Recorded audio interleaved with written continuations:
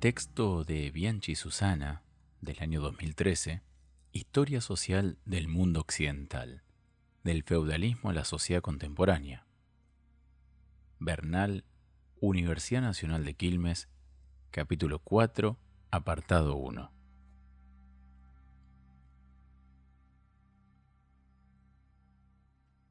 Capítulo 4. El apogeo del mundo burgués, 1848-1914. El triunfo del capitalismo. La segunda mitad del siglo XIX corresponde indudablemente a la época del triunfo del capitalismo. El triunfo se manifestaba en una sociedad que, habiendo asumido los valores burgueses, consideraba que el desarrollo económico radicaba en las empresas privadas competitivas y en un ventajoso juego entre un mercado barato para las compras, incluyendo la mano de obra, y un mercado caro para las ventas. Se consideraba que una economía sobre tal fundamento y descansando sobre una burguesía cuyos méritos y energías la habían elevado a su actual posición, iba a crear un mundo no solo de riquezas correctamente distribuidas, sino también de razonamiento, ilustración y oportunidades crecientes para todos. Con el capitalismo triunfaban la burguesía y el liberalismo, en un clima de confianza y optimismo que consideraba que cualquier obstáculo para el progreso podía ser superado sin mayores inconvenientes. Capitalismo e industrialización. En la segunda mitad del siglo XIX, el mundo se hizo capitalista y una significativa minoría de países se transformaron en economías industriales. Es cierto que, por lo menos hasta 1870, Inglaterra mantuvo su primacía en el proceso de industrialización y su indiscutible hegemonía dentro del área capitalista.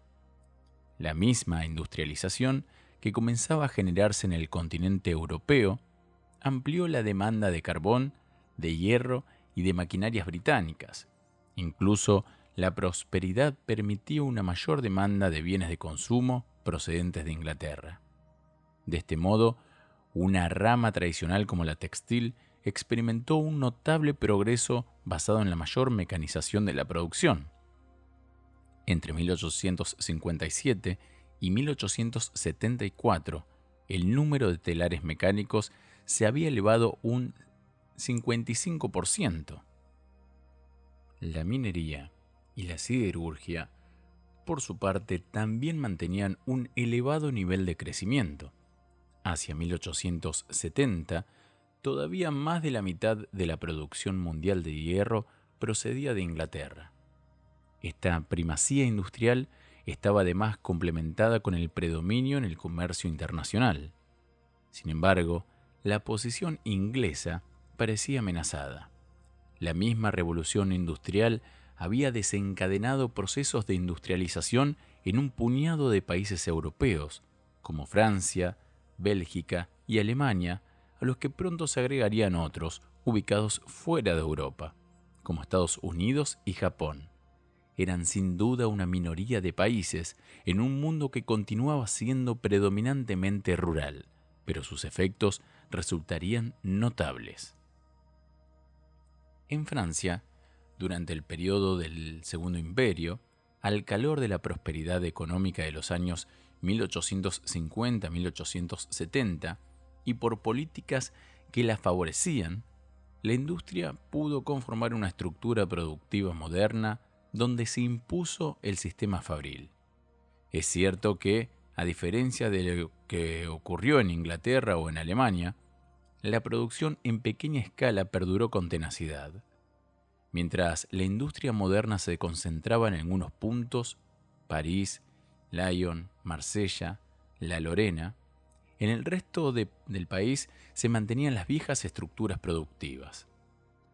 La clave para explicar la lentitud de la industrialización francesa puede encontrarse en la sociedad agraria. El predominio de la pequeña propiedad frenaba la conformación del mercado interno y el éxodo de la población del campo. Hasta fines del siglo XIX, Francia continuaba siendo un país mayoritariamente rural. Sin embargo, el impulso para la industrialización provino de las políticas del Estado y de sus necesidades estratégicas. Dicho de otra manera, el impulso dado por el Segundo Imperio a la construcción de ferrocarriles, al otorgar favorables condiciones a las empresas concesionarias, garantizar a las líneas recién construidas un beneficio del 4% sobre el capital y otorgar préstamos que cubrieran buena parte de la inversión inicial, sentaron las bases de la industria francesa. En efecto, el desarrollo ferroviario trajo aparejado una gran demanda para la siderurgia y estimuló las inversiones hacia la industria pesada. Incluso el grueso de la producción metalúrgica se concentró en grandes empresas cuyas fábricas no tenían precedentes en Inglaterra, tanto por su tamaño como por su organización.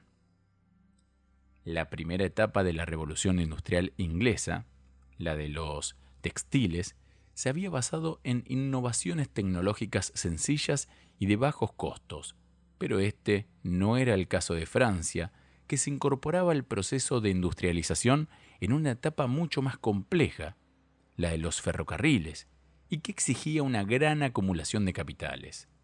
Sin embargo, el obstáculo pudo ser superado por la capacidad de adaptación del sistema bancario francés, que pudo concentrar el capital repartido entre millares de pequeños ahorristas y orientarlo hacia las actividades productivas. En este sentido, el sistema bancario francés parecía mostrarse más permeable a los requerimientos de la industria que el sistema británico.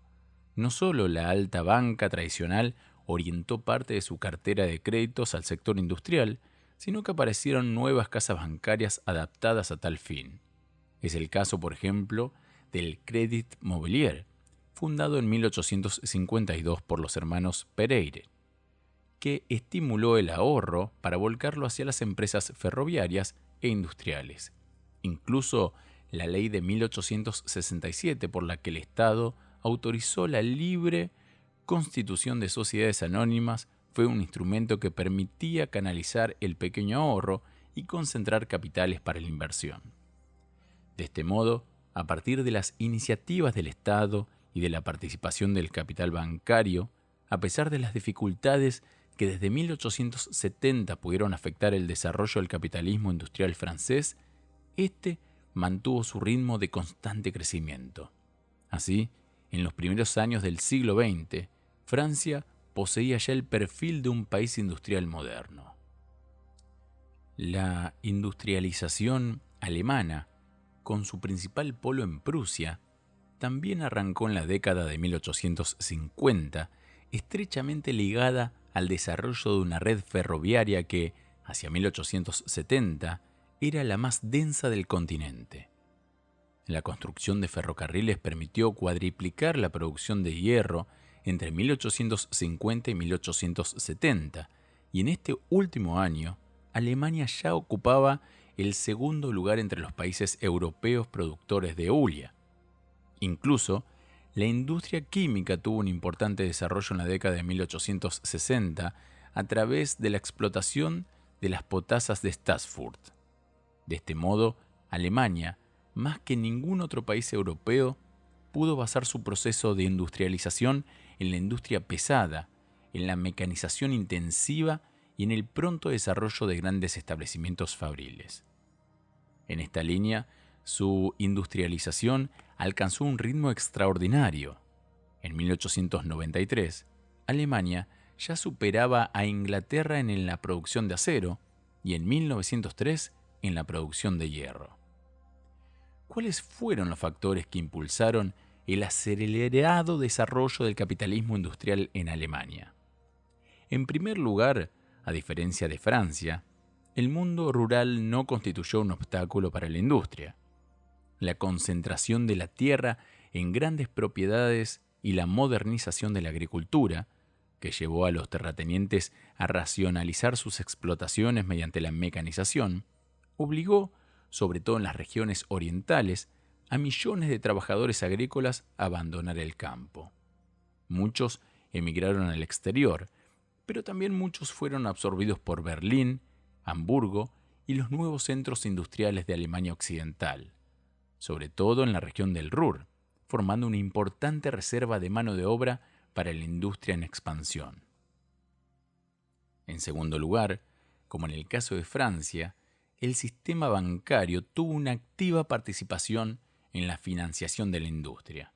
Ya desde la década de 1840, los bancos privados jugaron un importante papel en la movilización del capital necesario para financiar la primera etapa de la expansión ferroviaria. Después de 1850, se fundaron también nuevos bancos con orientación industrial que mostraron gran capacidad de organización de promoción de las compañías industriales en las regiones de Renania, Westfalia, Silesia y Berlín. En 1870 se promulgó la ley que autorizaba la formación de sociedades anónimas. En ese año en Prusia surgieron 41 sociedades, que actuaron como un poderoso agente de concentración de capitales, dirigido además a la industria de la construcción, la minería, la metalurgia y la industria textil. Además, también en el caso de Alemania, favoreció el desarrollo de la industrialización un marcado intervencionismo estatal. Ya desde antes de la unificación política, el gobierno de Prusia vinculaba estrechamente el problema de la formación y expansión del Estado alemán con el desarrollo económico, principalmente industrial. El objetivo era obtener una creciente autarquía económica y un eficaz poderío militar. En este sentido, el Estado participó directamente en la construcción de las líneas ferroviarias, percibidas como un instrumento de unificación política y económica. Además, aseguró los instrumentos jurídicos necesarios para la expansión de la gran empresa y subsidió el surgimiento de actividades industriales consideradas estratégicas para la seguridad nacional. Si bien solo unos cuantos países se convertirían en economías industriales, la expansión del capitalismo transformado en un sistema mundial dejaba pocas áreas que no estuvieran bajo su influencia. El mundo parecía transformarse a un ritmo acelerado. En primer lugar, las ciudades crecían. Es cierto que aún Europa continuaba siendo predominantemente rural, pero el crecimiento de la población, por mejoras en la alimentación y en la higiene, y la introducción de la mecanización en el campo, generaba un excedente de mano de obra que no podía ser absorbido por las tareas rurales. Y esto produjo un éxodo de población rural. Muchos emigraron al extranjero. Fue la época de las grandes oleadas migratorias a América y a Australia. Pero también muchos otros se dirigieron a las ciudades, donde la oferta de trabajo era creciente y los salarios superiores. De este modo, las ciudades comenzaron a crecer, pero como señala Hobsbawm, no era solo un cambio cuantitativo. Las ciudades mismas se transformaron rápidamente, convirtiéndose en el símbolo indudable del capitalismo. La ciudad imponía una creciente segregación social entre los barrios obreros y los nuevos barrios burgueses, con espacios verdes, con residencias iluminadas a gas y con calefacción, y de varios pisos desde la aparición del ascensor. Incluso los proyectistas urbanos consideraban que el peligro potencial que significaban los pobres podía ser mitigado por la construcción de avenidas y bulevares que permitieran contener toda amenaza de sedición.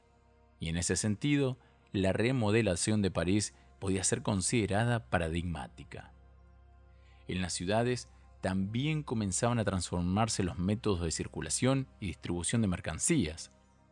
La aparición de los grandes almacenes o grandes tiendas fue una novedad en París en 1850, que pronto se extendió a otras ciudades como Berlín y Londres. El objetivo de estos grandes almacenes era que el capital circulara rápidamente. Se hacía necesario vender mucho, por lo tanto era necesario vender más barato. Y esto transformó la circulación de los productos de consumo y significó la ruina de muchos pequeños comerciantes e incluso artesanos que todavía habían podido sobrevivir. Pero antes que la ciudad, era el ferrocarril el símbolo más claro del capitalismo triunfante. No solo hubo una ampliación notable de las vías férreas. En Europa, de 2.700 kilómetros en 1840, se pasa a 162.500 kilómetros en 1880, sino que los ferrocarriles presentaron mejoras considerables en su construcción. Aumentaron la velocidad y volumen de carga y los trenes para pasajeros ganaron en confort. Se diferenció entre los vagones de primera y segunda clase, en otra muestra de segregación social, al mismo tiempo que aparecían los cochecamas, los vagones restaurantes, la iluminación a gas, los sistemas de calefacción. Incluso se dio una mayor seguridad y regularidad en la circulación, sobre todo después de la generalización del telégrafo. Los ferrocarriles, como ya señalamos, tuvieron un importante papel económico en la construcción del capitalismo industrial. Constituyeron un multiplicador de la economía global a través de la demanda de productos metalúrgicos y de mano de obra. Pero también permitieron unificar mercados de bienes de consumo, de bienes de producción y de trabajadores. En síntesis, el ferrocarril desde 1850 fue el sector clave para el impulso de la metalúrgica y de las innovaciones tecnológicas. Y este papel lo cumplió hasta 1914, en que se dio su lugar a la industria armamentista.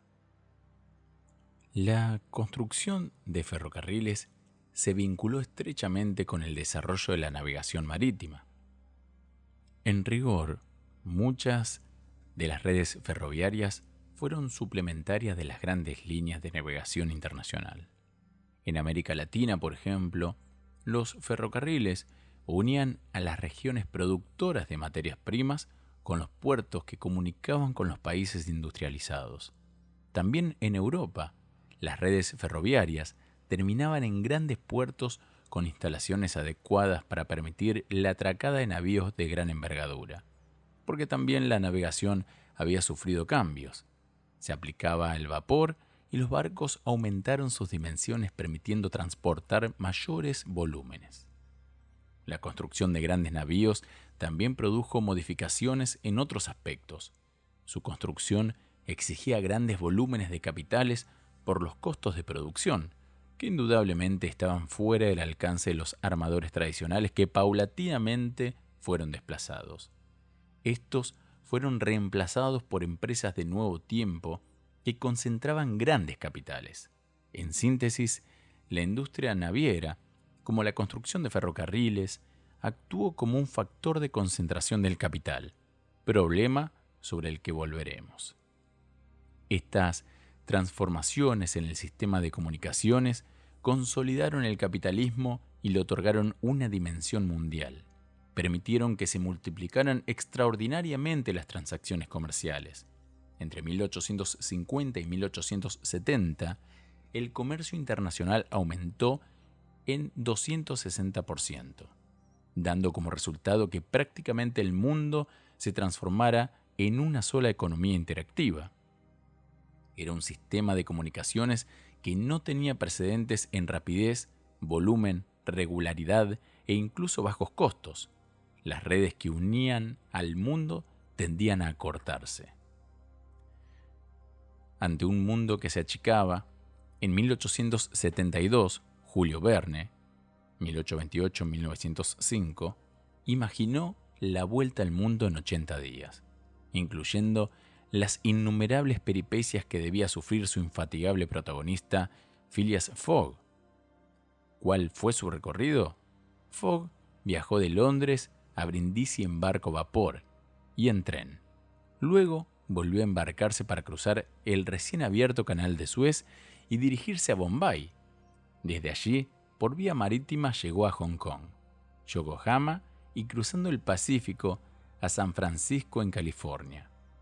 En el recientemente inaugurado ferrocarril que cruzaba el continente norteamericano, desafiando peligros como los ataques indios y las manadas de bisontes.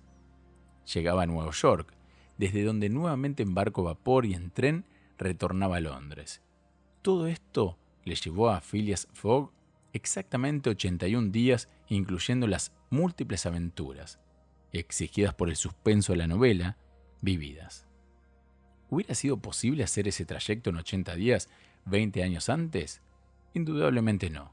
Sin el Canal de Suez, ni ferrocarriles que cruzaban el continente, Sin la aplicación del vapor en las comunicaciones, un viaje semejante, sin contar los días de puerto ni las aventuras vividas, no podía durar menos de 11 meses, es decir, 4 veces el tiempo que empleó Phileas Fogg.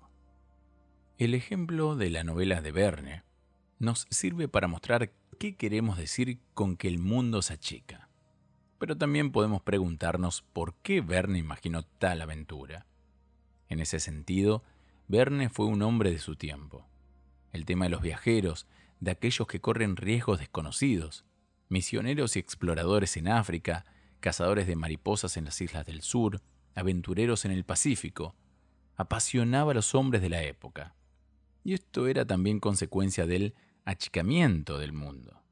El hombre común, desde la sala de su casa en un confortable sillón, leyendo un libro, podía vivir el proceso y descubrir regiones del mundo hasta entonces desconocidas. Como decíamos, las redes que unían al mundo comenzaban a cortarse, y en este sentido tuvo una importancia fundamental el telégrafo.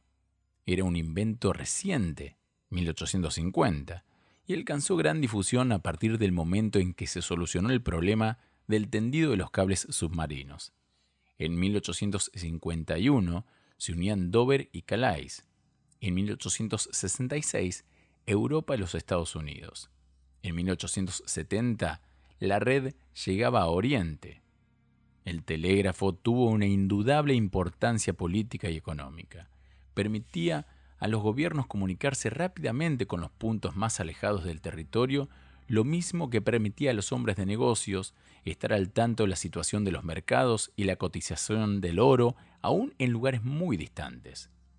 Pero el uso más significativo del telégrafo ocurrió a partir de 1851, cuando Reuter creó la primera agencia telegráfica configurando la noticia.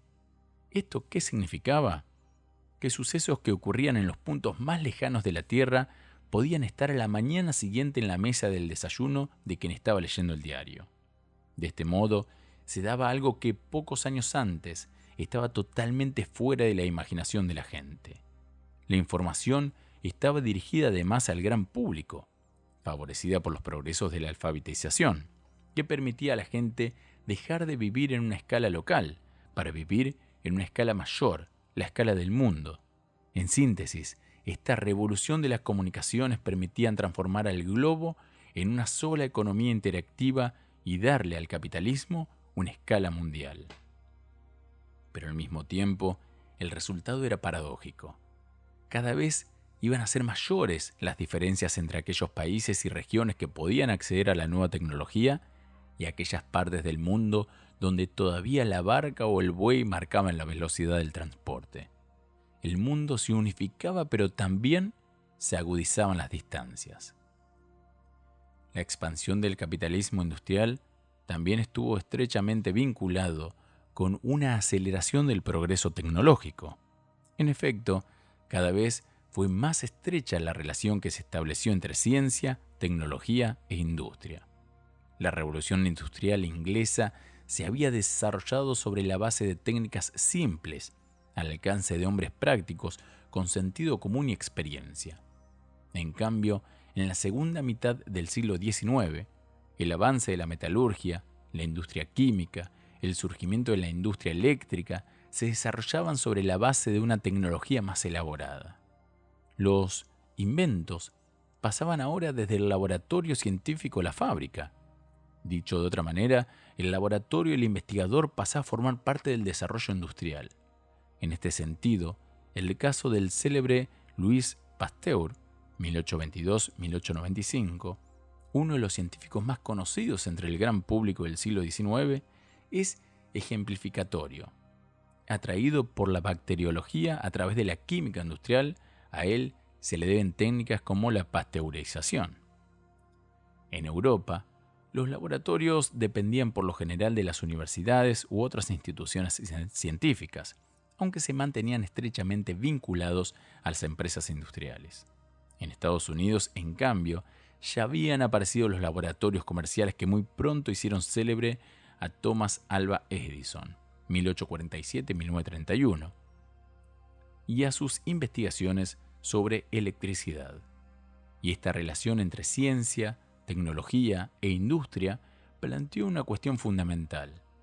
Los sistemas educativos se transformaron en elementos esenciales para el crecimiento económico. A partir de este momento, a los países que les faltase una adecuada educación masiva y adecuadas instituciones de enseñanza superior, les habría de resultar muy difícil transformarse en países industriales, o por lo menos quedarían rezagados. Y esto también permite explicar el atraso relativo que Inglaterra comenzó a mostrar frente a Alemania, donde los estudios universitarios fueron claramente orientados hacia la tecnología.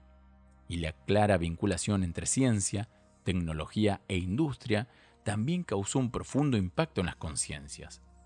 La ciencia, transformada en una verdadera religión secular, fue percibida como la base de un progreso indefinido.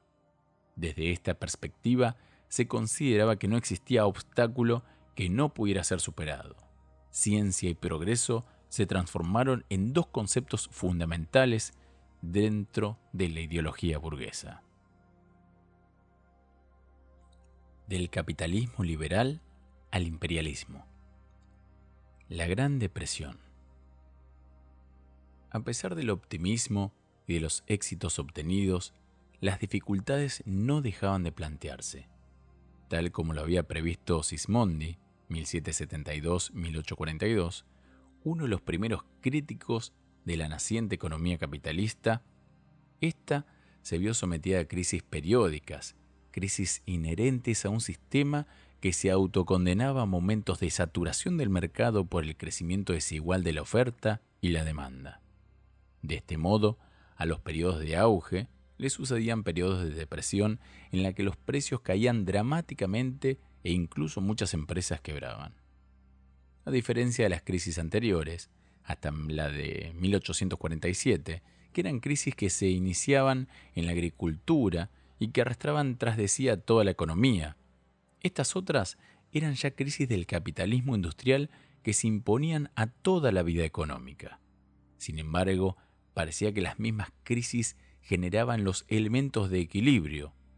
Cuando los precios volvían a subir, se reactivaban las inversiones y comenzaba nuevamente el ciclo de auge. De este modo, las crisis eran percibidas como interrupciones temporales de un progreso que debía ser constante. Dentro de la expansión de los años que transcurrieron entre 1850 y 1873, caracterizados por el alza constante de precios, salarios y beneficios, las crisis de 1857 y 1866 pudieron ser consideradas como manifestaciones de desequilibrios propias de una economía en expansión. Sin embargo, hacia los primeros años de la década de 1870, las cosas cambiaron. Cuando la confianza en la prosperidad parecía ilimitada, se produjo la catástrofe. En Estados Unidos, 39.000 kilómetros de líneas ferroviarias quedaron paralizadas por la quiebra. Los bonos alemanes cayeron en 60% y hacia 1877, casi la mitad de los altos hornos dedicados a la producción de hierro quedaron improductivos. Pero la crisis tenía además un componente que preocupaba a los hombres de negocios y que les advertía que era mucho más grave que las anteriores: su duración. En efecto, en 1873 se iniciaba un largo periodo de recesión que se extendió hasta 1896 y que sus contemporáneos llamaron la Gran Depresión. La caída de los precios, tanto agrícolas como industriales, era acompañada de rendimientos decrecientes del capital en relación con el periodo anterior de auge. Ante un mercado de baja demanda, los stocks se acumulaban, no solo no tenían salida, sino que se depreciaban. Los salarios, en un nivel de subsistencia, difícilmente podían ser reducidos. Como consecuencia, los beneficios disminuían aún más rápidamente que los precios. El desnivel entre la oferta y la demanda se veía agravado por el incremento de bienes producidos como consecuencia de la irrupción en el mercado mundial de aquellos países que habían madurado sus procesos de industrialización. La edad de oro del capitalismo liberal parecía haber terminado, y esto también iba a afectar la política. En efecto, la crisis había minado los sustentos del liberalismo. Las prácticas proteccionistas pasaron entonces a formar parte corriente de la política económica internacional. De este modo, ante la aparición de nuevos países industriales, la depresión enfrentó a las economías nacionales donde los beneficios de una parecían afectar la oposición de las otras. En síntesis, en el mercado no solo competían las empresas, sino también las naciones.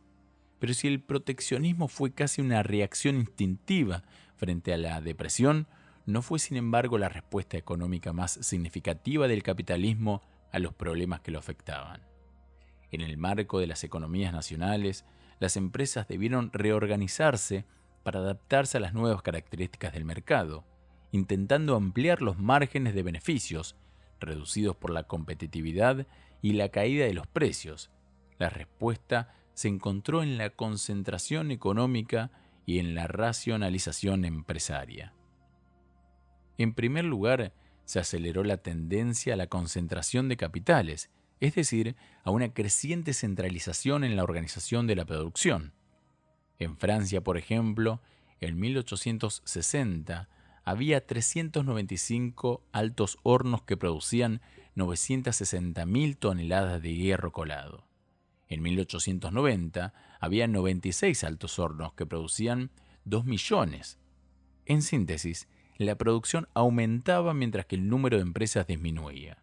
Si bien el proceso no fue universal ni irreversible, lo cierto es que la competencia y la crisis eliminaron a las empresas menores, que desaparecieron o fueron absorbidas por las mayores. Las triunfantes grandes empresas que pudieron producir en gran escala, abaratando costos y precios, fueron las únicas que pudieron controlar el mercado. En segundo lugar, la concentración se combinó dentro de las grandes empresas con políticas de racionalización empresaria. Esto incluía una modernización técnica que permitía lograr el aumento de la productividad y dar a la empresa un mayor poder competitivo. Pero además, la racionalización incluía la llamada gestión científica, impulsada por F.W. Taylor. Según Taylor, la forma tradicional y empírica de organizar las empresas ya no era eficiente. Era necesario, por lo tanto, darle a la gestión empresarial un carácter más racional y científico. Para ello, elaboró una serie de pautas para lograr un mayor rendimiento del trabajo. De este modo, el taylorismo se expresó en métodos que aislaban a cada trabajador del resto y transferían el control del proceso productivo a los representantes de la dirección, o que descomponían sistemáticamente el proceso de trabajo en componentes cronometrados e introducía incentivos salariales para los trabajadores más productivos. Como veremos más adelante, a partir de 1918, el nombre de Taylor fue asociado al de Henry Ford, identificados en la utilización racional de la maquinaria y de la mano de obra con el objetivo de maximizar la producción. La época del imperialismo. Desde algunas perspectivas, el imperialismo fue la más importante de las salidas que se presentaba para superar los problemas del capitalismo después de la Gran Depresión. Los historiadores han debatido si ambos fenómenos podían vincularse. Indudablemente, no puede establecerse un nexo mecánico de causa-efecto. Sin embargo, también es indudable que la presión de los inversores que buscaban para sus capitales salidas más productivas, así como la necesidad de encontrar nuevos mercados y fuentes de aprovisionamiento de materias primas, pudo contribuir a impulsar políticas expansionistas que incluían el colonialismo. Además, en un mundo cada vez más dividido entre países ricos y países pobres, había muchas posibilidades de encaminarse hacia un modelo político en donde los más avanzados dominaran a los más atrasados. Es decir, había muchas posibilidades de transformarse en un mundo imperialista. De este modo, los años que transcurren entre 1875 y 1914 constituyen el periodo conocido como la época del imperialismo, en el que las potencias capitalistas parecían dispuestas a imponer su supremacía económica y militar sobre el mundo. Era, en este sentido, una nueva forma de imperio sustancialmente diferente de las otras épocas imperiales de la historia. Durante esos años, dos grandes zonas del mundo fueron totalmente repartidas entre las potencias más desarrolladas: el Pacífico Asiático y África. No quedó ningún estado independiente en el Pacífico, totalmente dividido entre británicos, franceses, alemanes, neerlandeses, estadounidenses y, en una escala más modesta, Japón. En la primera década del siglo XX, África pertenecía, excepto algunas pocas regiones que resistían la conquista, a los imperios británico, francés, alemán, belga, portugués y español. De este modo, amplios territorios de Asia y de África quedaron subordinados a la influencia política, militar y económica de Europa. También a América Latina llegaron las presiones políticas y económicas, aunque sin necesidad de efectuar una conquista formal. En este sentido, los estados europeos parecían no sentir la necesidad de rivalizar con los Estados Unidos, desafiando la doctrina Monroe. La doctrina Monroe, que se expuso por primera vez en 1823 y que se sintetizaba en la consigna América para los americanos, expresaba la oposición a cualquier colonización o intervención política de las potencias europeas en el hemisferio occidental. A medida que los Estados Unidos se fueron transformando en una potencia más poderosa, los europeos asumieron con mayor rigor los límites que se les imponían. En la práctica, la doctrina Monroe fue interpretada paulatinamente como el derecho exclusivo de los Estados Unidos para intervenir en el continente americano. El fuerte impacto que el desarrollo imperialista produjo entre sus mismos contemporáneos explica el rápido surgimiento de distintas teorías que buscaban interpretarlo. Era, a los ojos de estos contemporáneos, un fenómeno nuevo que incorporó el término imperialismo al vocabulario económico y político desde 1890. Cuando los intelectuales comenzaron a escribir sobre el tema, la palabra estaba en la boca de todos.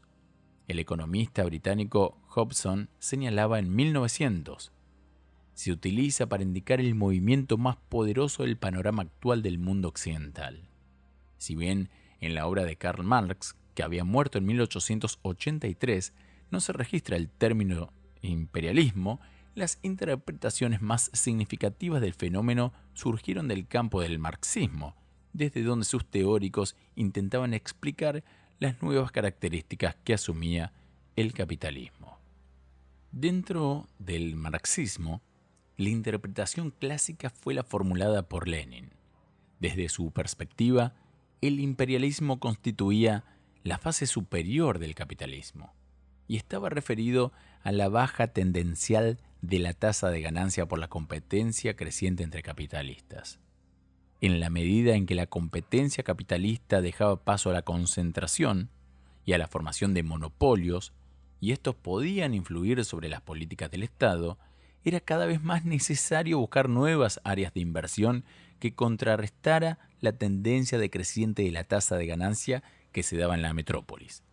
De este modo, el capital financiero, producto de la fusión entre el capital bancario y el capital industrial, intentaba asegurarse el control de los mercados a escala mundial. También hubo y hay teorías que interpretaban al imperialismo buscando, sobre todo, criticar la interpretación marxista. Estas trataban fundamentalmente de negar las raíces económicas del fenómeno para buscar explicaciones de otra naturaleza, estratégicas, políticas, culturales e ideológicas. Sin embargo, independientemente de las opiniones que pueda provocar la interpretación de Lenin, resulta indudable que sus mismos contemporáneos atribuyeron al imperialismo razones económicas. El británico liberal Hobson, partiendo del subconsumo de las clases más pobres, interpretaba al imperialismo como la necesidad de buscar mercados exteriores en donde vender e invertir. Pero a diferencia de Lenin, que presentaba el imperialismo como un elemento estructural del desarrollo capitalista, Hobson consideraba el fenómeno como una anomalía que era necesario corregir a través del aumento de la capacidad de consumo de los trabajadores, ligado a la función decisiva del gasto público, que permitieron un constante crecimiento y una regular absorción de la producción sin necesidad de recurrir a la expansión imperialista. Como señala Eric Hobsbawm, el imperialismo estuvo ligado indudablemente a manifestaciones ideológicas y políticas. Las consignas del imperialismo constituyeron, como veremos, un elemento de movilización de los sectores populares que podían identificarse con la grandeza de la nación imperial. Ningún hombre quedó inmune de los impulsos emocionales, ideológicos, patrióticos e incluso raciales asociados a la expansión imperialista. En forma general, en las metrópolis, el imperialismo estimuló a las masas, sobre todo a los sectores más descontentos socialmente, a identificarse con el Estado, dando justificación y legitimidad al sistema social y político que ese Estado representaba.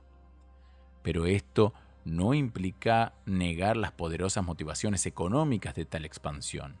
Sin embargo, según Hobsbawm, la clave del fenómeno no se encuentra en la necesidad de los países capitalistas de buscar nuevos mercados ni de nuevas áreas de inversiones, tal como sostenía la teoría clásica de Lenin. En rigor, el 80% del comercio europeo, importaciones y exportaciones, se realizó entre países desarrollados, y lo mismo sucedió con las inversiones que se efectuaban en el extranjero. De este modo, la clave del fenómeno radica, desde la perspectiva de Hobsbawm, en las exigencias del desarrollo tecnológico. En efecto, la nueva tecnología dependía de materias primas que por razones geográficas o azares de la geología se encontraban ubicadas en lugares remotos. El motor de combustión que se desarrolló durante este periodo necesitaba, por ejemplo, petróleo y caucho. La industria eléctrica necesitaba el cobre y sus productores más importantes se encontraban en lo que en el siglo XX se denominaría Tercer Mundo. Pero no se trataba solo de cobre, sino también de oro y de diamantes y de metales no férreos que comenzaron a ser fundamentales para las aleaciones de acero. En este sentido, las minas abrieron el mundo al imperialismo y sus beneficios fueron suficientemente importantes como para justificar la construcción de ramales ferroviarios en los puntos más distantes. Independientemente de las necesidades de la nueva tecnología, el crecimiento del consumo de masas en los países metropolitanos significó la rápida expansión del mercado de productos alimenticios, y ese mercado se encontraba dominado por productos básicos como cereales y carne que se producían a bajo costo y en grandes cantidades en diferentes zonas de asentamiento europeo, en América del Norte y América del Sur, Rusia y Australia. Pero también comenzó a desarrollarse el mercado de los productos conocidos desde hacía mucho tiempo como productos coloniales o de ultramar: azúcar, té, café, cacao. Incluso, gracias a la rapidez de las comunicaciones y al perfeccionamiento de los métodos de conservación, comenzaron a fluir los frutos tropicales, que posibilitaron la aparición de las repúblicas bananeras. En esta línea, las grandes plantaciones se transformaron en el segundo gran pilar de las economías imperialistas.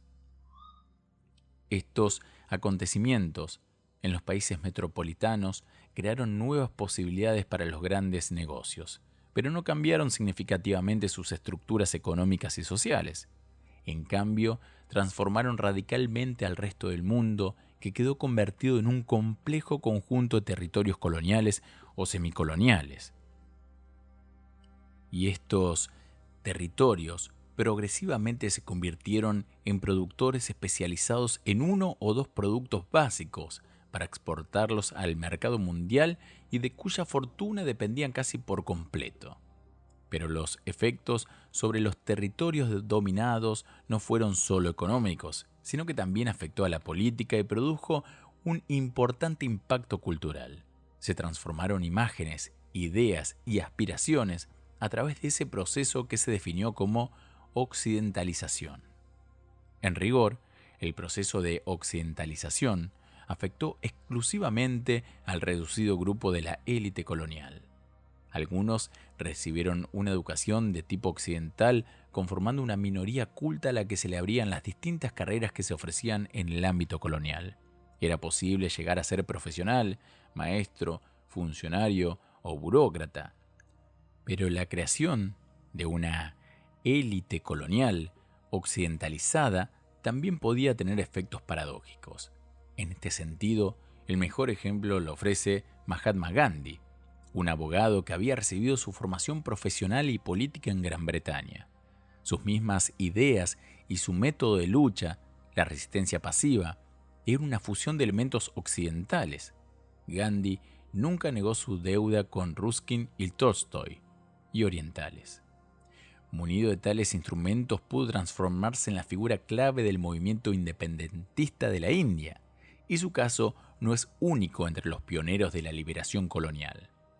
En síntesis, también el imperialismo creó las condiciones que permitieron la aparición de los líderes antiimperialistas y generó además las condiciones que permitieron que sus voces alcanzaran resonancia nacional.